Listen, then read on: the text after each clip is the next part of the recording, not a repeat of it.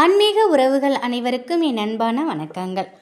நம்ம இன்னைக்கு பார்க்க போகிற பதிவு அனைவருக்குமே ரொம்பவே பயனுள்ள பதிவு.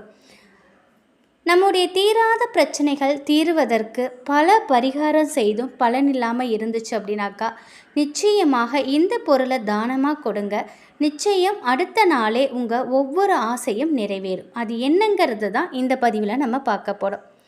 நம்முடைய கர்ம வினைகள் அதோட அடிப்படையில் தான் நமக்கு பிரச்சனையும் கஷ்டமும் ஏற்படும். இந்த பிரச்சனையும் கஷ்டமும் தீரணும் அப்படின்னா நம்முடைய கர்ம வினைகளை நம்ம குறைக்கணும்.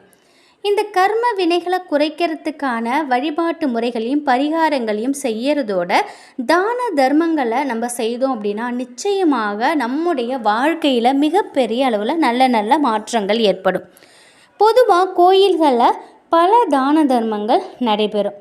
தானத்தில் சிறந்ததுன்னு சொல்கிறது அன்னதானம்.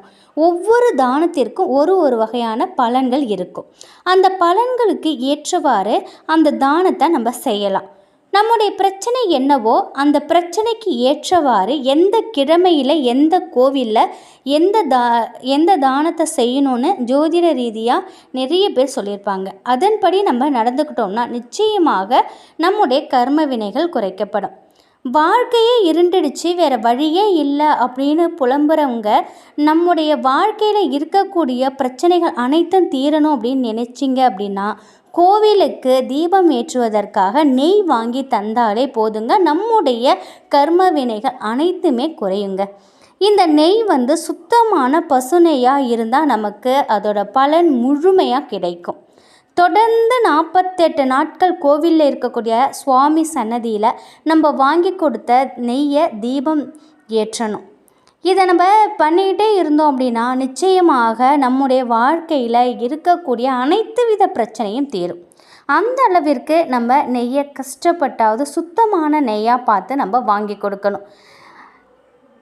அந்த இருட்டில் தீபத்தின் ஒளி எப்படி பிரகாசமாக எரிந்து சுவாமியின் முகம் தெரியுதோ அதே போல் நம்ம வாழ்க்கையில் இருக்கக்கூடிய இருளையும் நீக்கி பிரகாசமான எதிர்காலம் நிச்சயமாக நமக்கு தெரியும். கடைகளில் இருந்து ஏதாவது ஒரு நெய்யை வாங்கி கொடுத்தா இந்த பிரச்சனை தீர்ந்துடும் அப்படின்னு நினைக்காம கொஞ்சம் சிரமப்பட்டு எப்படியாவது எப்பாடுபட்டாவது சுத்தமான பசும்பாலிருந்து தயார் செய்யக்கூடிய பசு நெய்யை வாங்கி தருவதுங்கிறது நமக்கு உத்தமம். கொஞ்சம் சிரமம் பார்க்காமல் எப்படியாவது தேடி பார்த்து இதை நம்ம வாங்கி கொடுத்தோம் அப்படின்னாக்கா நமக்கு நல்லது. நிச்சயமாக இந்த நெய் நம்ம வாங்கி தரக்கூடிய நெய் பக்கத்தில் உள்ள கோவிலில் அது எந்த ஆலயமாக எந்த கோவிலாக இருந்தாலும் சரிங்க, சிவன் கோயிலாக இருந்தாலும் சரி, முருகன், பிள்ளையார், அம்மன், பெரும் இப்படி எந்த தெய்வத்தின் கோவிலாக இருந்தாலும் சரி, அந்த கோவிலில் மூலஸ்தானத்தில் இந்த நெய்யை பயன்படுத்தி தீபம் ஏற்றுமாறு நம்ம அர்ச்சகர்கிட்ட சொல்லணும். நம்ம வாங்கி கொடுக்கக்கூடிய நெய் மூலஸ்தானத்தில் கோவிலோட மூலஸ்தானத்தில் தீபம் ஏற்றுற மாதிரி நம்ம பார்த்து நம்ம சொல்லி வாங்கி கொடுக்கணும். இப்படி மூலஸ்தானத்தில் ஏற்றக்கூடிய தீபத்திற்கு பலன் மிக அதிகமாகவே இருக்கும். ஒருவேளை நெய்யை வாங்கி கொடுக்க முடியல அப்படின்னா, சுத்தமான நெய் கிடைக்கல அப்படின்னு நினைக்கிறவங்க மூலஸ்தானத்திற்கு வெளிச்சம் தரக்கூடிய வேறு ஏதாவது பொருட்களை நீங்கள் வாங்கி கொடுக்கலாம். விளக்கு வாங்கி கொடுத்து மூலஸ்தானத்தில் மாட்டி வைக்கலாம். மூலஸ்தானத்தில் எரியக்கூடிய லைட்டை நம்ம வாங்கி கொடுக்கலாம். அதாவது மூலஸ்தானத்திற்கு வெளிச்சம் ஏற்படும் வகையில் ஏதாவது ஒரு பொருளை நம்ம வாங்கி கொடுக்கறதுனால நிச்சயமாக நம்முடைய வாழ்க்கையில் பிரகாசமான ஒரு வாழ்க்கை நமக்கு கிடைக்கும். நம்முடைய எதிர்காலமும் பிரகாசமாக இருக்கும்.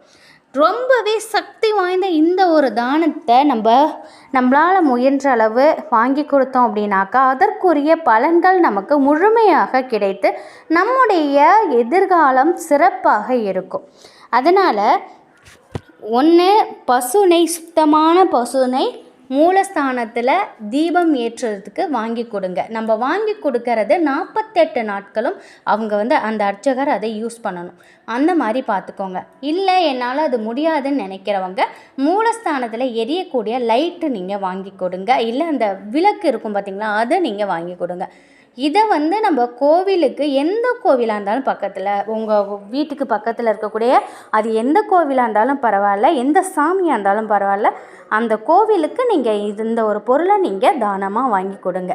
இந்த ஒரு பொருளை நீங்கள் வாங்கி கொடுத்தீங்கன்னா நிச்சயமாக உங்களுடைய வேண்டுதல்கள் உடனடியாக பலிக்கும். நீங்கள் என்ன செய்தாலும் உடனடியாக பலிக்கும். இதை செய்த அடுத்த நாளே உங்களுடைய ஒவ்வொரு ஆசைகளும் நிறைவேறும். இது அனுபவபூர்வ உண்மை. இதை வந்து பயன்பெற்றிருக்கிறவங்க நிறைய பேர் இருக்காங்க. அதனால் இதெல்லாம் கண்கூட பார்த்த விஷயங்களை தான் உங்கள் கூட நாங்கள் ஷேர் பண்ணிக்கிறோம். அதனால் இந்த ஒரு பதிவை வந்து நீங்கள் அலட்சியப்படுத்தாமல் நிச்சயமாக உங்களுடைய வாழ்க்கை ஒளி பொருந்திய வாழ்க்கையாக பிரகாசமாக இருக்கணும் அப்படின்னு நினைக்கிறவங்க நீங்கள் இதை ட்ரை பண்ணி பாருங்கள்.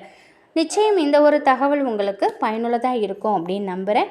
மகாலட்சுமி தாயின் அருளில் எப்பொழுதும் உங்கள் வீட்டில் செல்வ செழிப்பும் ஆரோக்கியமும் மகிழ்ச்சி நிலைத்திருக்கட்டும். நன்றி.